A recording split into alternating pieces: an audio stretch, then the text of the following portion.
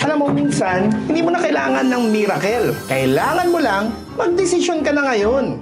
Akala natin, life-changing moments, laging malalaki. Promotion, big break, or yung mga jackpot. Pero kadalasan, isang maliit na desisyon lang ang nagbabago ng buong trajectory mo. Alam mo, every decision compounds. Parang domino effect lang yan. Maliit ngayon, pero in a few months, ibang-iba na ang direksyon ng buhay mo. Kung gusto mong i-activate yung turning point ng buhay mo, ito ang mga tips para simulan mo na ang momentum mo. Success tip number 1, kumuha ka ng mga micro shifts. Alam, hindi mo naman kailangan talagang baguhin lahat, no? Just start with one upgraded habit. Halimbawa lang, reading 10 minutes a day, or simply writing yung mga important goals mo first thing in the morning. And success tip number 2, gamitin ang compound effect. Alam mo, i-repeat mo yung mga small wins mo daily. Kasi consistency beats intensity.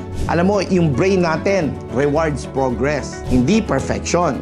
And success tip number 3, i-trust mo yung quantum leap mo. Yung growth na matagal mo nang hindi nakikita. Biglang sabay-sabay na dadating yan. Kasi yung effort mo, quietly nag-a-accumulate behind the scenes. So don't wait for the perfect time. Make that decision now! At baka yan na ang choice na magbago ng buhay mo. This is John Calub, Philippines #1 success coach. Tulad na lagi ko sinasabi, always say yes to success! Kaya follow na for more success tips para mag-success tayo sa buhay natin.